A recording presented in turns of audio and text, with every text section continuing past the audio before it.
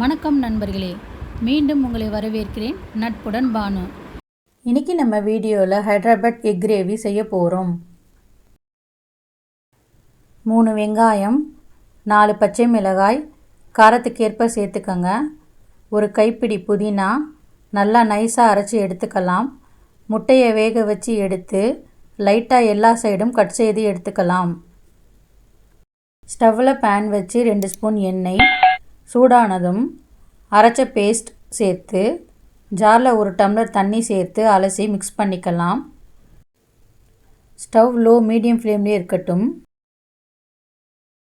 நல்லா வதங்கினதும் 2 ஸ்பூன் இஞ்சி பூண்டு பேஸ்ட் பச்சை வாசனை போனதும் 1/4 ஸ்பூன் மஞ்சள் தூள், 1/2 ஸ்பூன் சீரகத்தூள், 1/2 ஸ்பூன் தனியாத்தூள், 1/4 ஸ்பூன் கரம் மசாலா, தேவையான அளவு உப்பு மிக்ஸ் பண்ணிக்கலாம்.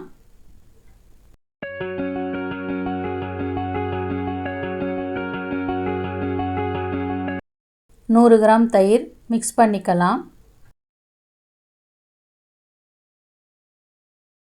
காய்ச்சி ஆற வச்ச 100 கிராம் பால், கொஞ்சமாக கொத்தமல்லி, லோ ஃப்ளேம்லேயே 10 நிமிஷம் கொதிக்கட்டும்.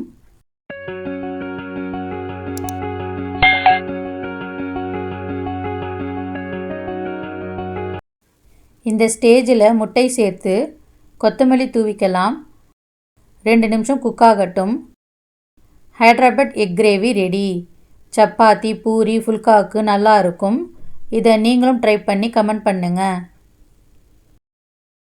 இந்த வீடியோ உங்களுக்கு பிடிச்சிருந்தா சப்ஸ்கிரைப் பண்ணுங்கள். பக்கத்தில் இருக்கிற பெல் ஐக்கான் கிளிக் பண்ணி ஆல் ப்ரெஸ் பண்ணிவிடுங்க. அப்படியே லைக், கமெண்ட், ஷேர் பண்ணுங்கள். அப்போ தான் நான் போடுற வீடியோ உடனே நோட்டிஃபிகேஷனில் வந்துடும். ஒவ்வொரு கணமும் ஒரு புதிய ஆரம்பம். நன்றி.